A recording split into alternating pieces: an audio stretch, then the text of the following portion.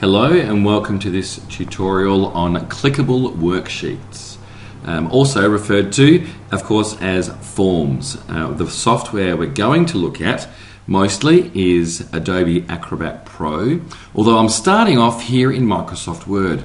The reason that I'm starting in Microsoft Word is because we're going to do all our design and our layout of our clickable worksheets in Microsoft Word. And most teachers are familiar with Word, and most of us feel quite comfortable in creating our worksheets. So as you can see, I've got some images, I've got some colour, I've even got a hyperlink over here. So I've already used Word to create 80% of my worksheet, and I'm going to take it from Word into Acrobat Pro to add the interactive elements on top. Okay, so when you're designing your worksheet, think about the spacing and think about where you want to put the interactive elements. For example, just here, I've left a blank space because this particular question is asking students to select the correct site from the list below. Well, I haven't put a list here yet. I'm going to add that list in Acrobat Pro, and that's why I've left the blank space here. Okay. Also, further down here in this particular question, I have left space just there for a radio button, the true and false, where students will click in either true or they'll click in false. And I've just left a little space to put those radio buttons there. Here in this blue box, what I've done is, for my own purposes, I've actually filled in the correct answer. Because what I'm going to do is I'm going to overlay boxes over top of these answers, and it means that I can see the answers and make sure that I'm entering the correct information. So I'm setting myself up for success, and I'm also giving myself a guide for the layout. Okay. Also note here at the bottom of this page, tick the correct statement. I've left spaces for where I'm going to put the check boxes. Alrighty, so it's really important that you think about your layout when you're designing your worksheet. And of course, the more interesting your layout, include some color and include some design. That way students are also going to be appreciating the task that you're asking them to do. Okay, so I'm happy with what I've done. Now I just need to make sure that it's saved and that I know where it is saved. So make sure you know that. And I can do one of two things. I can go to File, Save As, and for example, just save it in the same place that I always save it. You know, if I'm working on a document, I'll stick it on the desktop because it's easy for me to get to. I can either save it as a Word document, or I can save it as a PDF. Okay, you can do either. At this stage, if you save it as a PDF, it's not going to be interactive yet, but you can do it. Okay, I'm going to leave it as a Word document because I know a lot of teachers have got existing Word documents that you might like to convert into clickable interactive documents. Okay, and that way you don't have to do all the photocopying and all the printing. Okay, so I'm going to leave it as a Word document. I've already saved it, so I don't need to do it again. So we're going to head over to Adobe Acrobat Pro. So you can see I'm pointing to it on the bottom of the screen. That's the name, Adobe Acrobat Pro. I've got version 10. New South Wales DEC schools, you may have version 8, version 9, version 10. You might even have Adobe Acrobat Pro Extended. All of those versions have these particular features. So open that up. This is like a sort of a menu starting point. You can either start here or head straight over to the left here and click on Create. And we're going to look for Create PDF Form. Okay, so that's the option. When we're talking about clickable worksheets, we're actually talking about what Adobe calls a PDF form. So let's start that off. It asks me a question straight away. It's do you want to have a PDF form from an existing file, such as a PDF or a Word document or an Excel document or other types? That means if you have existing PowerPoints, if you have existing Excel documents, you can add these interactive layers on top of those existing files. Well, we're going to choose a Word file today, so I'm going to click Next. Oh, Incidentally, note you can scan from paper. So all those paper worksheets that you've got, pop them into the scanner, scan them as well, and you can use those as well. Let's use an existing file. We're going to click Next and locate the document to convert. I'm going to import it from a file. So now I'm going to choose my file. There it is, Australian Art Clickable Worksheet. That's the one that I'm opening up. So it's going to now, in the background, it's going to load up that file, examine the file, and try and guess which parts of that file should become interactive. So it's doing all of that at once, and you'll notice that the screen has been changing. The computer's been doing that by itself, and here we go. It's finally finished, and I can see at the very top, I'm in Adobe Acrobat Pro. That's the software that's currently open in front of me. I recognise my worksheet, and the message here, the reminder that I am in form editing mode. Okay. To access more Acrobat tools, close form editing in the right-hand pane. But right now, I want to begin editing my form. So now I've got that Word document opened in Adobe Acrobat, and on the right-hand side, there's my heading Forms, and it's got a number of tasks that I can do with forms. Okay, let's have a look at what it's done to my document. It's added some interactive fields in here. These are actually all just plain text entry fields. We're going to delete some of them and replace them. There's another text entry field here, but on the whole, you know, we need to do some more work here. Okay. By single left clicking on them, these text entry fields become active. Now, when I say they become active, it means that the blue frame around them becomes visible, and these little squares, they're called handles, they become visible. So those handles allow me to resize. Okay. If I simply left click and hold the left mouse button down, I can move. If I single left click and then press the delete button on my computer keyboard, then I can remove a field that I don't want there. Okay. Something else I would like you to notice is that Adobe Acrobat has already named each of these fields. It has taken the text close by, roll call class, and named this field roll call class. Now that name is purely for reference purposes. It doesn't become visible during the preview or when a student is accessing it.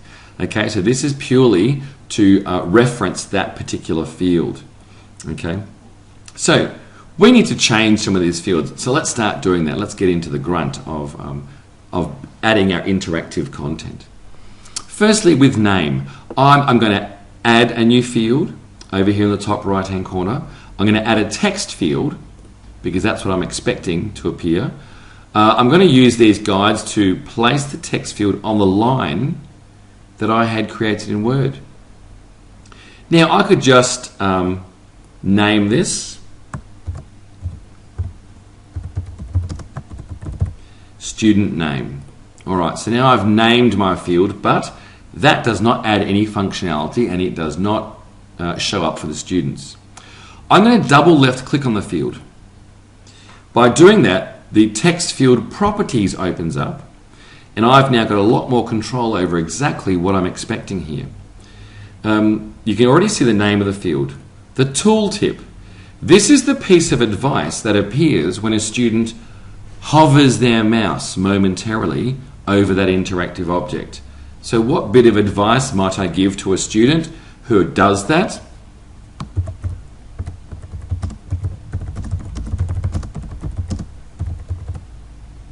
Okay, so that little prompt should make things quite clear.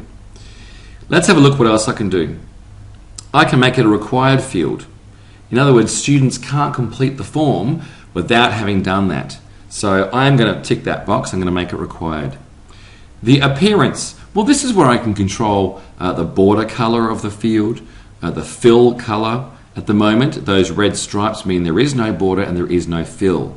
Okay, if I left click, I can choose a border, and if I left click here, I can choose a fill color. All right, so that's purely a design or an artistic choice. It's up to you. It doesn't really add any extra functionality. All right, you've got your line thickness and line styles. So if you want to make your form look, I don't know, pretty, then that's where you would do it.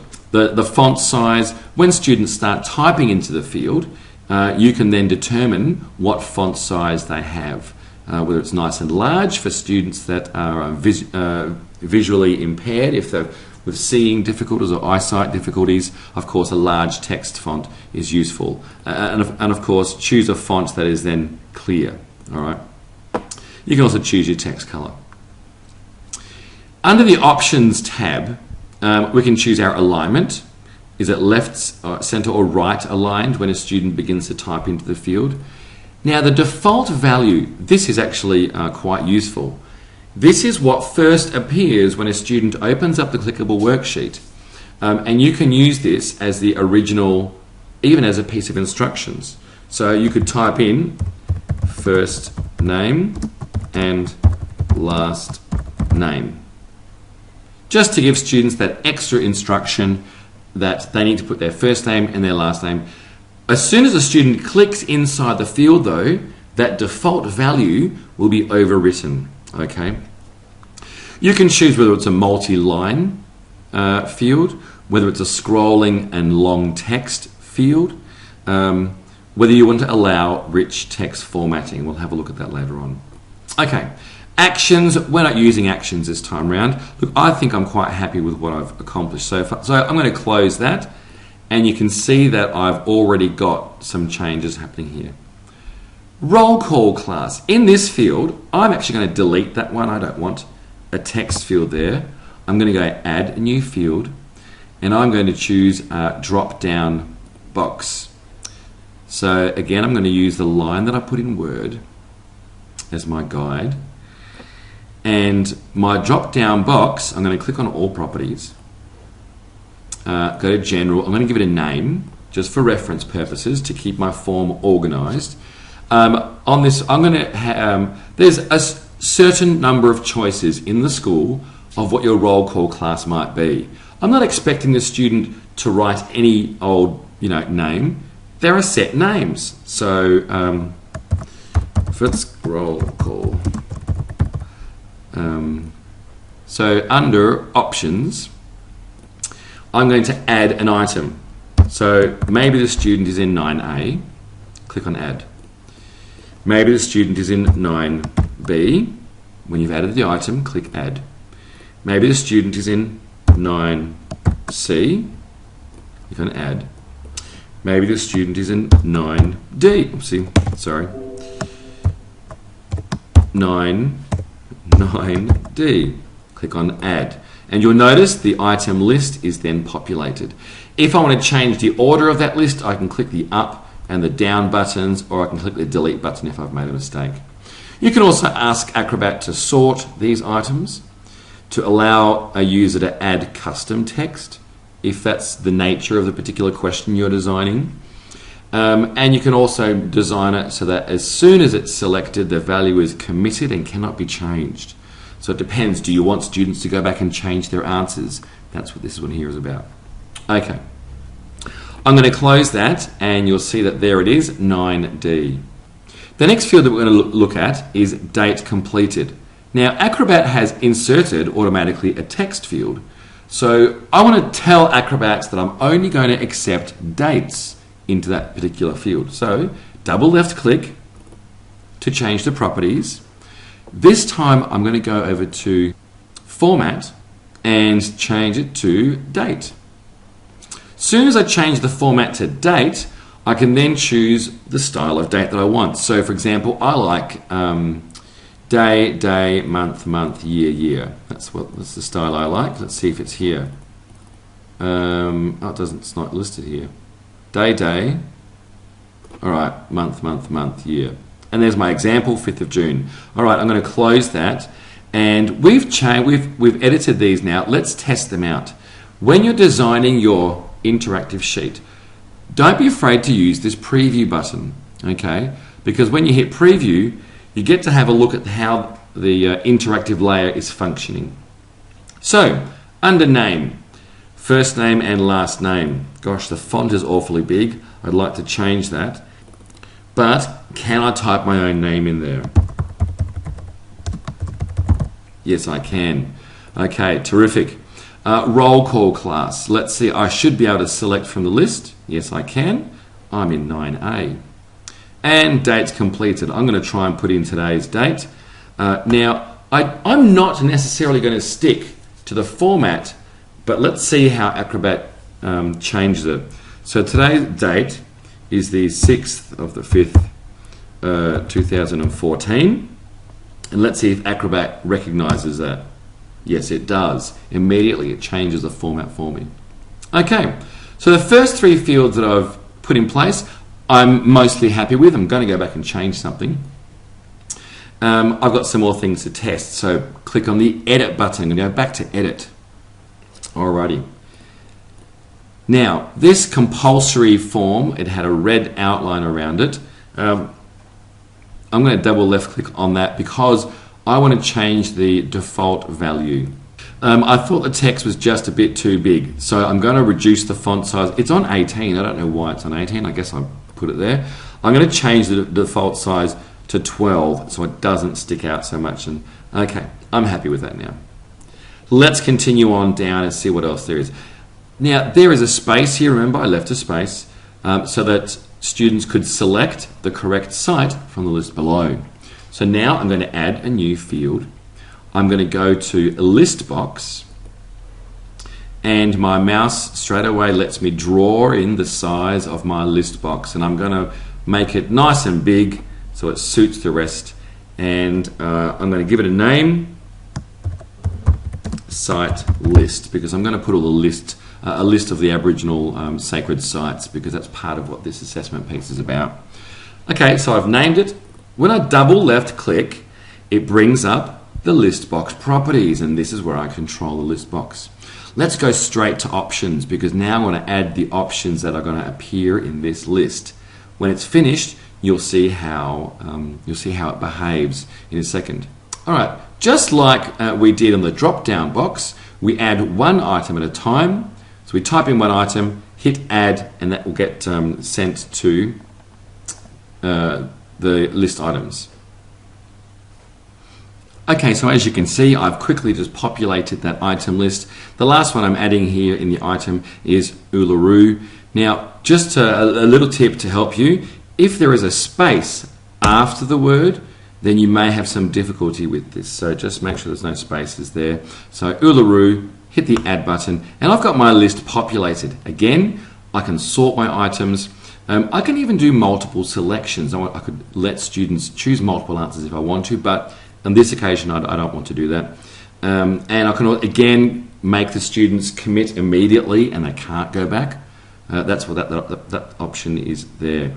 All right, so I'm going to, I finish it. If it's in the list item, that means you're finished. Now I can go back to close.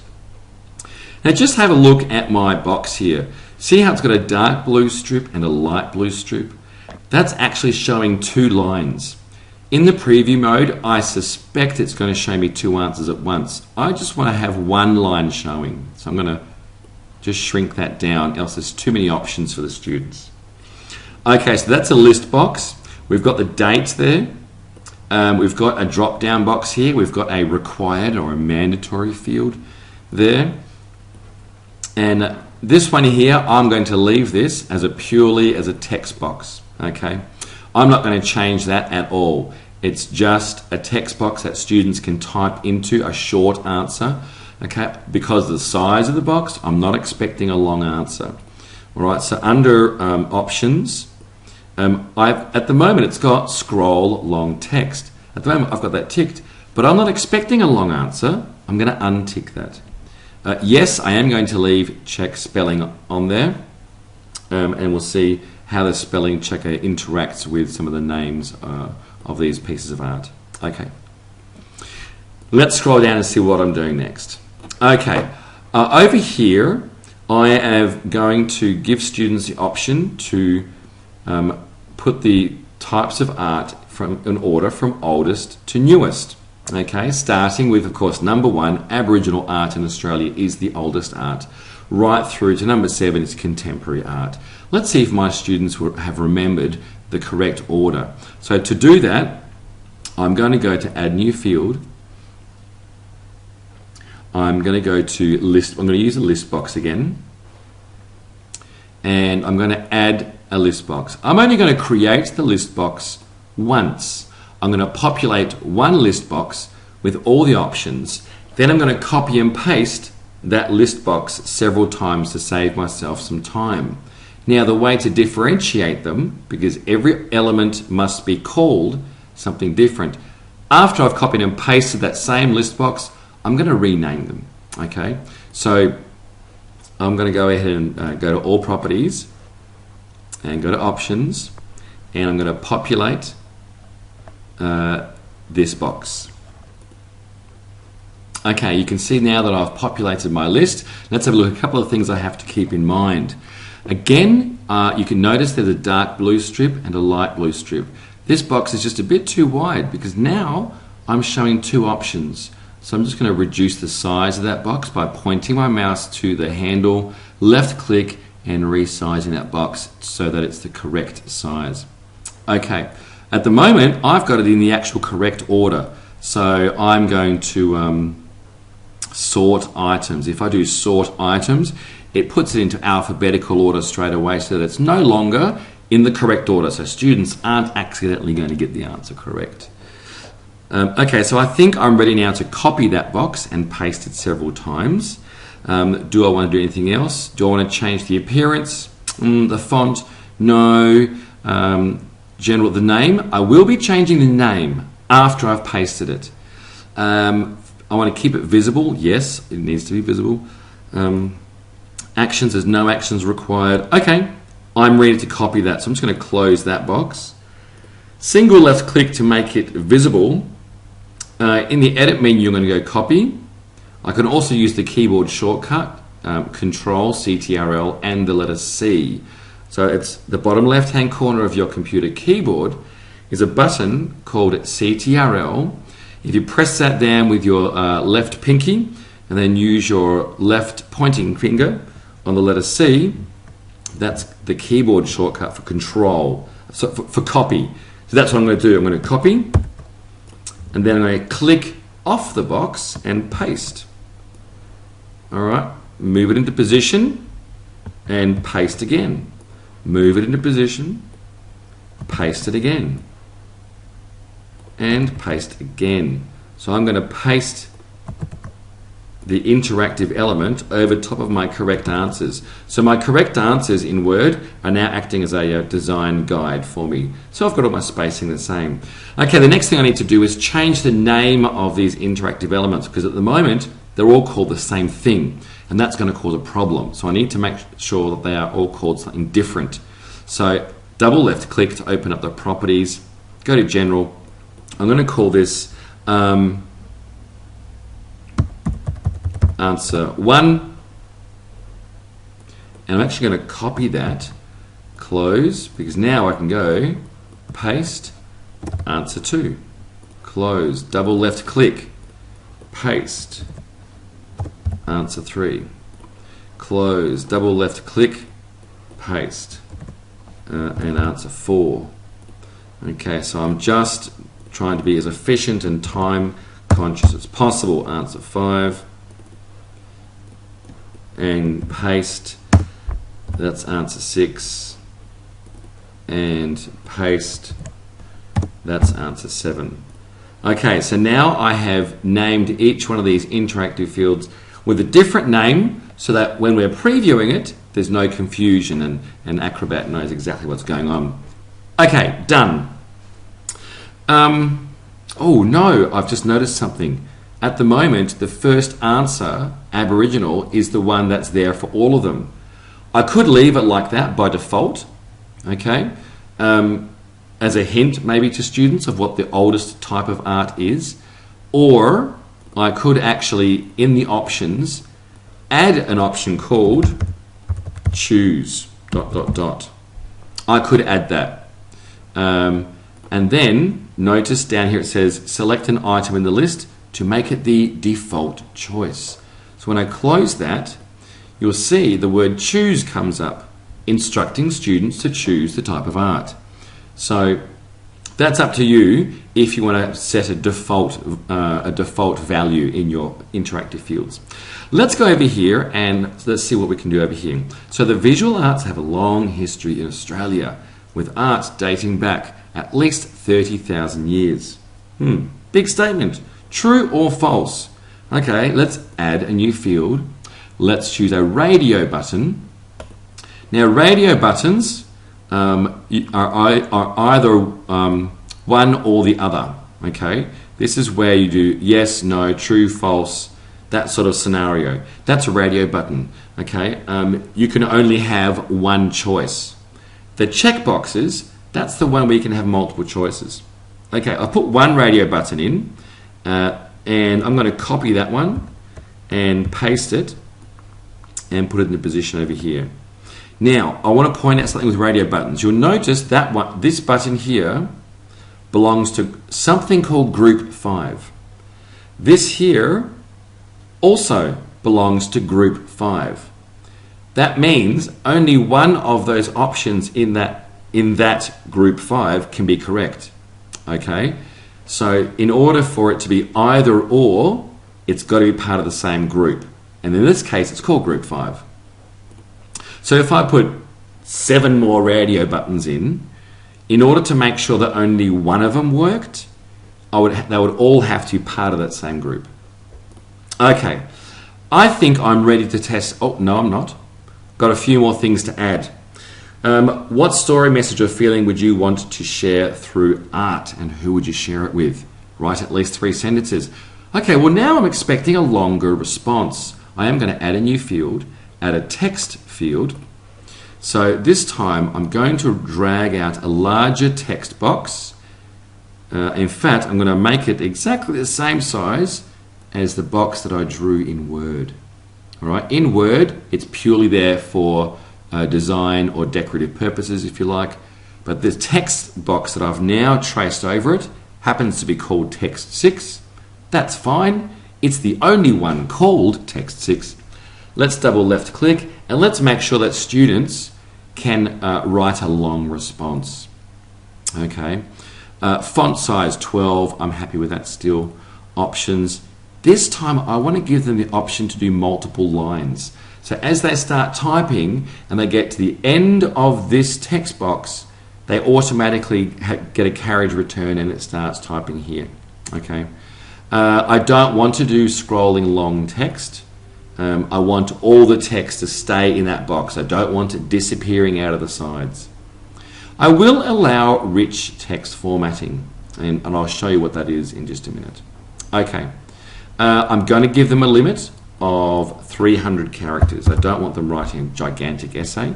I'm going to limit it to 300 characters. Okay, and yes, the spelling check will stay on as well to help them. Let's close that. Tick the correct statement. Indigenous art, well, it does a whole lot of things. In fact, more than one of these statements is correct. So in order for students to give me multiple responses, I need to use checkboxes. There it is. So with a checkbox, a student can give me more than one correct answer. I'm going to draw the first checkbox. Then I'm going to single left click on it. Again, Control and C to copy. Click away from it.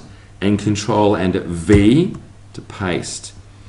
That way I get exactly the same size. And it's all part of that same group that I talked about earlier with the radio buttons. So I have now controlled and pasted those other 3. So now I've got 4 in total. Okay. Because I've got several of these checkboxes and they're a little bit crooked, I haven't got them lined up all perfectly. If you want to line them all up nice and straight, you can Control and left click, Control and left click, Control and left click. Now if I right click on one of them, I get this option to align and distribute or center. Well, I would like to align them all left and as you can see, it's straightened them all up so that they're all nice and straight. Okay, so now my checkboxes are all nice and straight. I think I'm finished. Actually, I'm going to now hit the preview button and preview my work. I'm in preview mode now. I can still see that this mandatory red field is here. This is the one that we haven't tested yet, this list box. Let's see how a list box works. I can now choose the up and down arrow to scroll through different answers, and if I think that I've found the correct answer, I can left click on that correct answer to have it selected. Is this text field working correctly? Let me have a look. Yes, that text field is working fine. What about these list boxes where I'm asking students to put things in the correct order? Let's click in here and let's see if I can choose. Yes, I can choose one there. Let's scroll down. Contemporary art. Let's scroll down here. Early 20th century. Yes, I can scroll down. Oops, scroll too far. Landscape. Okay, so they all seem to be functioning correctly. I'm happy with that. My true or false, are they functioning correctly? Yes. Only one is being selected or the other. That's correct. This text field, yes, beautiful. I can type with the font that I've specified, the color I've specified, right in top of that, that colorful square there, which is nice. And here, where I've asked students to write some sentences. Hello, this is my sample text. Okay, and I can type quite clearly. That works. And can I do my checkboxes? Aha, I found an error. This is why it's important to test your documents. Okay, this is not working. I need to go back to the edit mode. All right, in edit, let's have a look. Checkbox, it's called checkbox 8. That's also called checkbox 8. And so is that one. Okay, do you notice how the name of these boxes are all the same? That's what's caused this error. So I'm going to go back and change this to, well, I might leave that as checkbox 8, but the next one I'm going to make it checkbox 9. And checkbox 10, checkbox 11. Okay, close that. Now let's preview it and see if my mistake has been fixed. Indigenous art tells stories. Yes. Marks traditional territorial boundaries. Yes. Records traditions. Yes. Okay, beautiful. I can now independently select those checkboxes. Well, there we go. I've made quite a sophisticated, interactive, clickable worksheet, and hopefully you can see that there is some benefit to developing some of these. Now, when a student saves the worksheet, they're using this in Adobe Reader. They will simply hit File and Save, and they'll save their completed ones with all their answers and email that to you to complete their work. Thank you very much for watching this tutorial, and I hope it's been helpful.